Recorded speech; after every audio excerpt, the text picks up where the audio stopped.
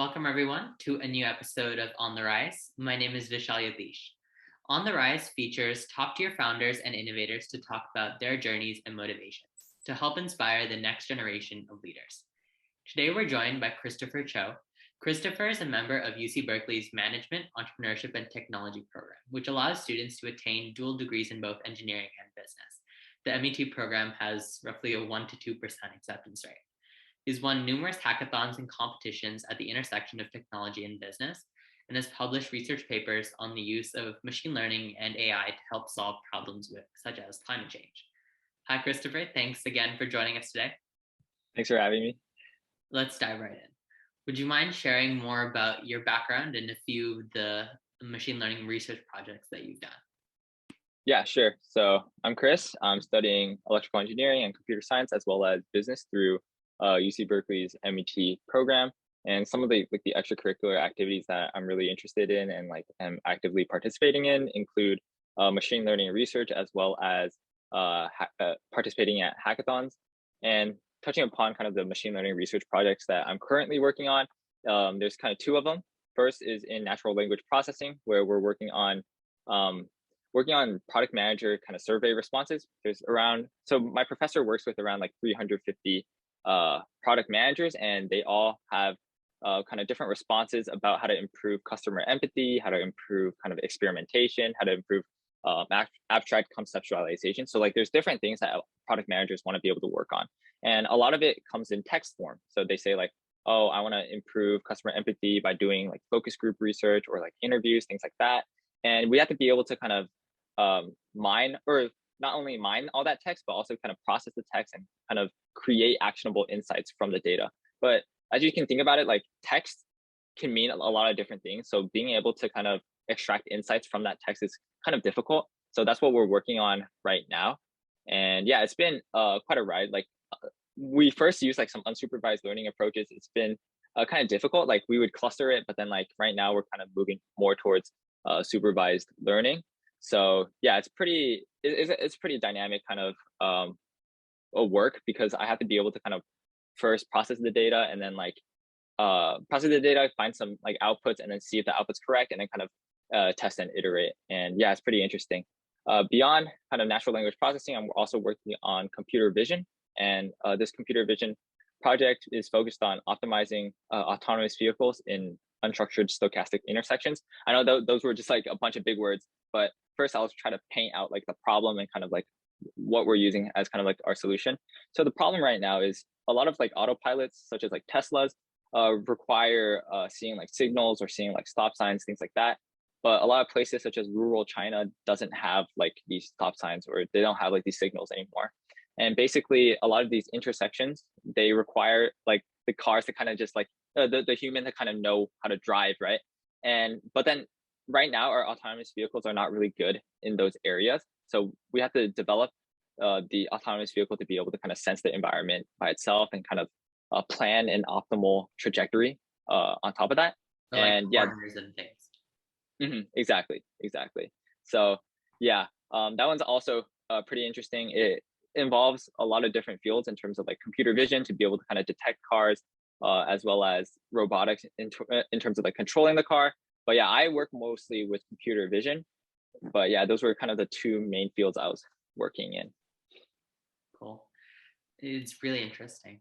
So as we were talking about before the podcast started, how do you identify topics for the projects that you work on? Yeah, so the number one way that I enjoy kind of identifying problems to kind of solve in the world is kind of identify the pain points that, number one, I have, or either my friends or families have. So when it came to a couple of hackathons, my first one where I competed in Sigma hacks, what I found was a lot of the times we would eat food that we didn't want to end up eating, and we didn't really know, or we were too lazy to kind of look at the food labels and things like that. So I created an app where you can kind of just scan a food label and it tells you what are the harmful ingredients, and we kind of streamlined that process. So that was kind of one pain point. Another one, which was quite recent, is I actually recently came to UC Berkeley, and I ate at the dining hall, and it was really bad. And we realized one of the main issues was there's a lack of transparency in the dining hall.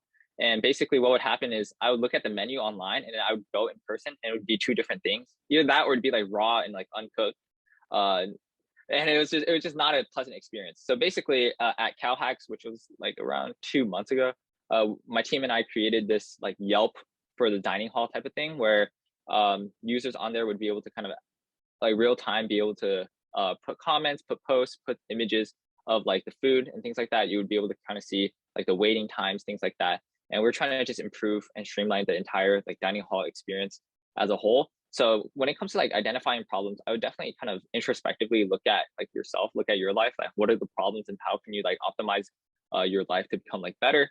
And yeah, beyond that, if you can't find any problems like in your life, probably look at like friends and families and see what they're facing and kind of do some like I guess focus group kind of like research in terms of that.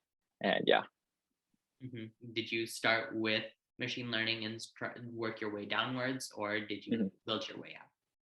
Yeah, I would definitely say I took like more of a bottom up approach. Actually, when I was young, I didn't even know what machine learning was. I didn't know what machine learning was until like I was maybe like freshman or sophomore of high school. So I definitely started with just like data structures and algorithms. And then after learning it from like my dad and stuff, and then I think, oh yeah, it was first Python, and then I learned like Java, and I started competing in like competitive programming through USACO. And then after that, I realized there was like a certain like limit when it came to conventional programming, or like not a limit in terms of like an intrinsic limit, or for me, I was just like, I wasn't like super interested in the algorithms because I wanted to create like products that kind of impact society. And I was like, some of the problems got like very like mathy, and I was like, sure, it's like really fun to solve problems, but I also want to be able to like solve problems through products that other people can use, right? I want to see other people being able to like benefit from what I create.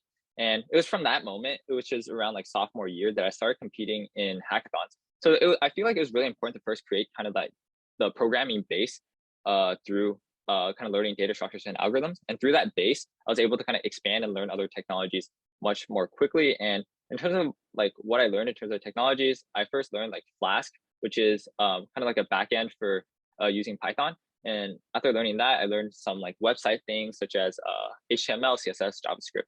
And then, yeah, it's kind of like a rabbit hole. So basically, you kind of look at like the website development, things like that, and then you keep learning more and more. So after Flask, I learned like more things in terms of like React frameworks.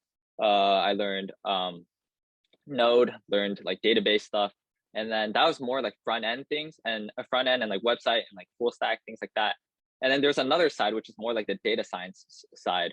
So first, I recognized that it was important to not only be able to make kind of a website that people can use, but you actually have, you like most of the time, good websites are ones that are like backed by data, ones that can kind of personalize the experience for the user. And if you need data, then you have to be able to process that data. And I realized that if I want to be able to process that data, then I have to learn data science.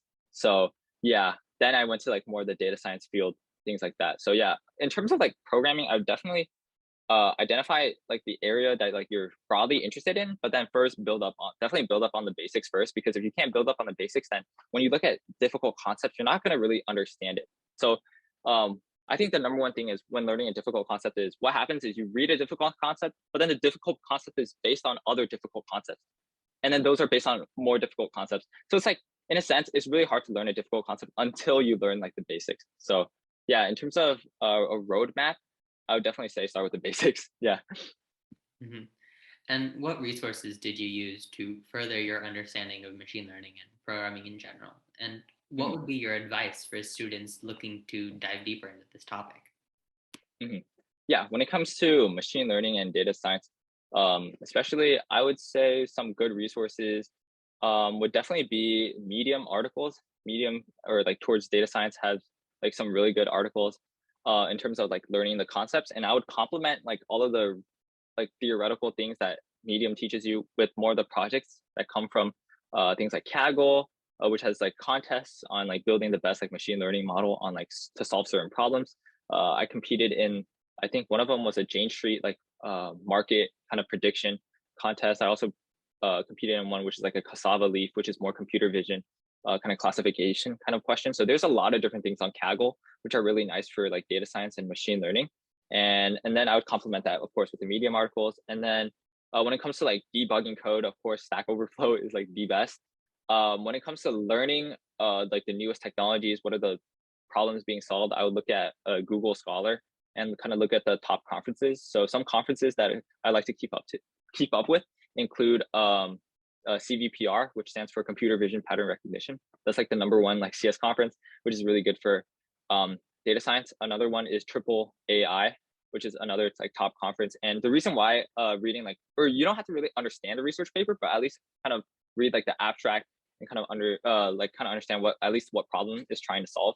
So yeah, keeping up with that is pretty important. And that's why I think AI is so exciting. It's like such a new field, or not like super new, but like it definitely is a field that is constantly evolving and is really dynamic. So it's really cool to be able to like, at least like each year, you're going to be able to kind of see like improvements and kind of learn more about the newest technologies. Oh, another good resource on YouTube is it's called 2-minute papers. It basically distills papers down to like kind of their finished result and kind of what problem they're solving, which was really cool. Some other resources, I think YouTube in general is a pretty good resource. But yeah, I think when it comes to learning machine learning and like data science or anything in general, I think it's really important to first identify the resources. But I think it's also equally important to not kind of be so focused on the resource that you don't focus on like the time you spend on the resources. Like it's really important to have good resources, but you don't have to keep optimizing that. I think it's really important to just start learning. And yeah. Mm-hmm. And going back to what you were saying earlier, machine learning is such a new field, and we're seeing like new applications in a variety of like sectors, such as the self-driving cars you were mentioning earlier, energy, medicine, engineering, and even mathematics. What applications do you see achieving more traction and seeing more innovation in the next several years? Mm-hmm. Hmm. In terms of like just like AI and machine learning, or like just technology as a whole? Like specifically machine learning. Specifically machine learning. Let me think. There's so many. I'm trying to like kind of think about what are like kind of like the top one I was thinking about.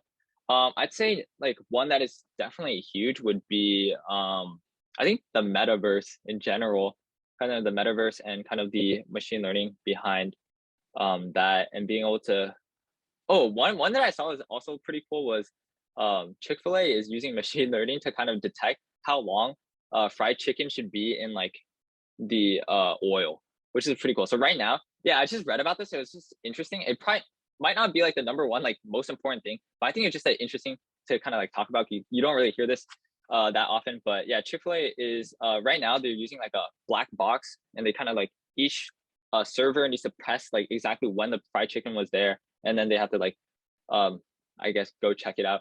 But yeah, right now they're using like computer vision to try to like detect how long they put their fried chicken there for, and then like instantly like kind of take it out. So yeah, that was pretty interesting. Not sure if that's the #1 most important thing, but yeah, that one is definitely an interesting one. Yeah, metaverse in general and like any like AI in terms of that, I think is pretty huge. I think technological trends in AI. I think also another huge one is definitely deep fakes. Even though it's like not like, it's definitely ethically like worrisome. I think deep fakes and like just video processing in general is getting like so much better. As well as like just computer graphics, we're able to kind of one huge thing was I read a research paper on like reinforcement learning on building agents that can like fight each other and stuff, and kind of learning human movements, which is pretty cool. And like the implications of that is once you can learn like human movements in like a software standpoint, then you're going to be able to kind of build that on top of like hardware, and then like your robots are going to be better, right? So yeah, I think robots in general is pretty interesting, and kind of reinforcement learning to kind of help with that. So yeah, in general, like AI, I can't really like think about like one huge one, but it's definitely a field that's like really like expanding, and like I think every technology is like pretty cool. Mm-hmm. Sorry, that answer was hilarious. So, to close this out, one final question. What would be your advice for aspiring engineers and software developers? Aspiring engineers and software developers, I'd say my #1 tip is definitely kind of find like what you're passionate about. I feel like this is like really like corny, but like um I think it's definitely true. Like if you're like really like passionate about like one part of like software, I think you should definitely like hone in your skills like on that thing. So I think it's really important to also like if you're like a software engineer to also be able to kind of take in like different like resources and kind of understand different like fields. So for me, I knew that I really liked like artificial intelligence. I really like machine learning, things like that. But I also realized that with just that knowledge, it gets like really like technical. But I want to be able to create products, right? Like my end goal, I was really passionate about creating products. But if I just focused on my coding knowledge, that like that's not like feasible, because even though you can code something, it's really important to know understand how to scale it, how to like deliver it to the people who need it the most, right? So I feel like as programmers, you have to really understand like both like the technical side, but also like the business side of things, where you really understand like what problem you're solving, who's your customer, and kind of how to scale that in general. And being able to find like number one, like what you're passionate about, like what problem you want to be able to solve, and kind of go out there and really like solve that problem is really important. And I think another thing is definitely consistency. Being able to kind of work on like your craft, work on like learning every day is really important. I feel like for me at least, I try not to, or like I don't really like have any like off days in general. Like because I just love what I do. Like I don't want to have an off day at this point, because I just like learning like so much. I love kind of I have this goal in mind, and I want to be able to kind of solve that, you know, problem, and I want to be able to create products in general. So if you're really passionate about it, like you're not gonna have like bad days in general, because you get to do what you love every day, and that's really important. But yeah, first find what you're passionate about, and number two, being able to kind of integrate different parts of your life into like that thing that you're passionate about, and kind of see different things from different perspectives is really important. And yeah. Mm-hmm. Thank you so much, Chris, for your time. This has been great. No problem. Thanks everyone for joining us. Stay tuned for my next episode, and see you all soon. Bye.